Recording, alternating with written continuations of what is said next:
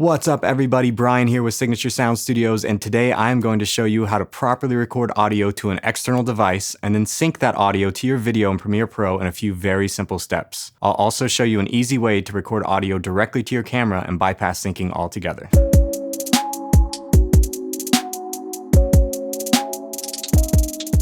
If you are like me, when I started doing video, this is a very daunting task.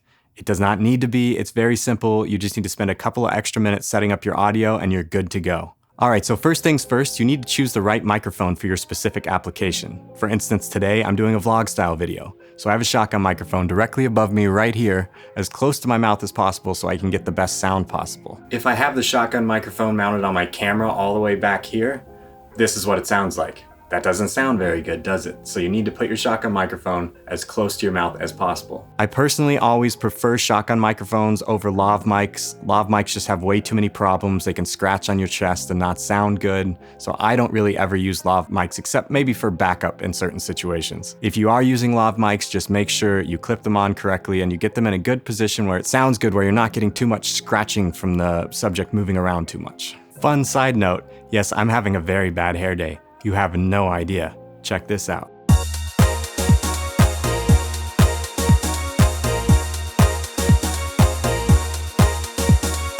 Now today I'm using the Sennheiser MKH416. It's a pretty expensive shotgun microphone, but also an industry standard, so we have to have them here at the studio. You could also use things like the Rode NTG3 or cheaper Rode mics, but just remember the more you spend, the better the sound is gonna be generally. If you're doing a talk show style set, for instance, you're probably gonna use something like this Shure SM7B right here. It's a dynamic mic. It's great because it really only picks up what's right in front of it. So you can have it, somewhere like this. If you watch video podcasts anywhere, anything, you're gonna see these all over the place. Also, you might see a Electro Voice RE20, similar microphone. Now, in some situations, you might be doing voiceover for a project, and in that situation, you're typically gonna be using some type of condenser microphone. Now, while condenser mics do sound fantastic, they need to be in some sort of acoustically treated room. If you're just in your bedroom and you're using a condenser microphone, you're gonna pick up so much noise, it's gonna be really hard to edit, and it's gonna make your life a pain later. If you do need to use a condenser microphone, either rent a studio room, or make sure you put up at least some blankets inside the room you're recording so you can get rid of a lot of that external noise. Now, the key thing in any of these situations is to always put on some headphones and check your audio before you start recording. If it doesn't sound good when you put your headphones on, just take a couple of minutes, position the microphone better until it sounds really good, then start recording. This will save you so much editing time. All right, the next key thing in getting good sound is what audio device you're using. For the highest quality sound, I recommend a high-end audio interface like the Universal Audio Apollo that I'm using. Doesn't necessarily have to be that one, it could be any high-end interface, but that's gonna give you the best sound.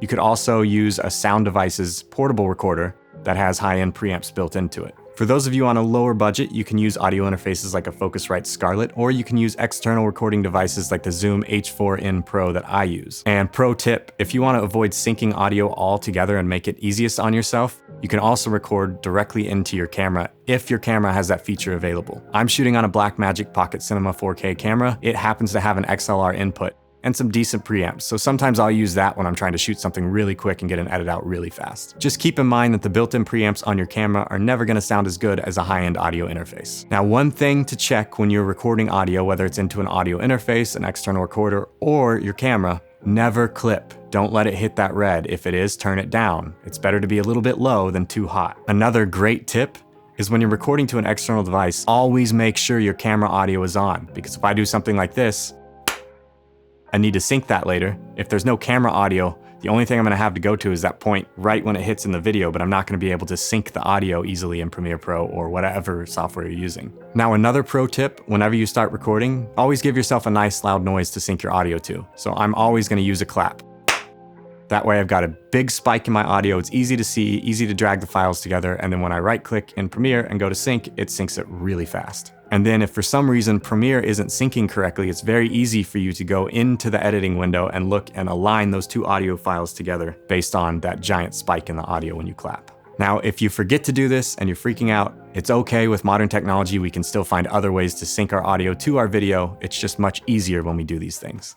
All right, so now we're here in Premiere Pro and we have our video file along with our camera audio and our shotgun mic audio, which I've edited.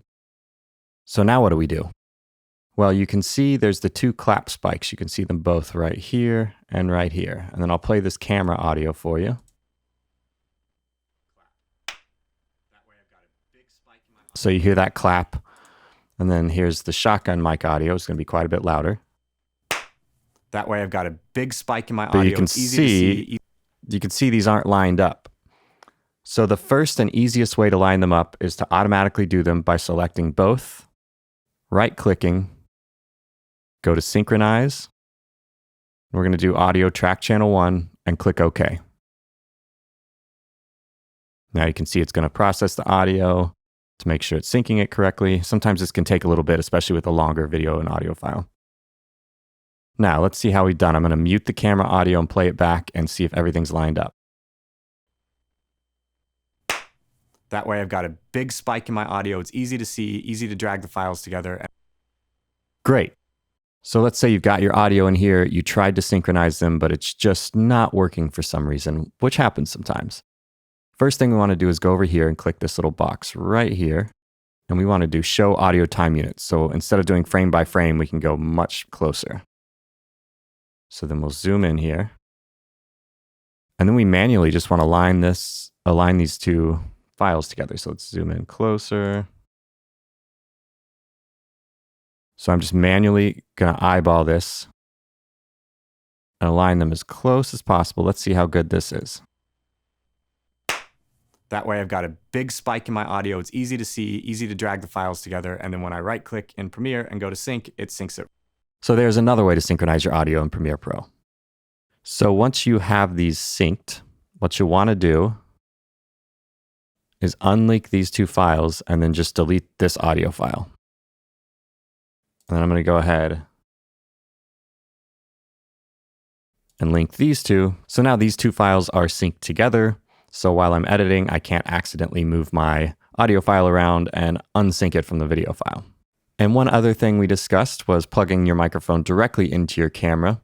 So this is an unedited audio file with the shotgun microphone plugged directly into my camera, just to give you guys an audio example and show you how easy it is if your camera allows this setup.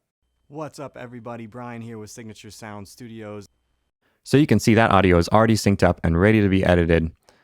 Very simple process, like I said, if your camera allows this setup, but you're not going to get quite as good of sound as if you're plugged into a high-end audio interface or a high-end portable recorder like a Sound Devices. All right, guys, that's it for today. I'll catch you next time.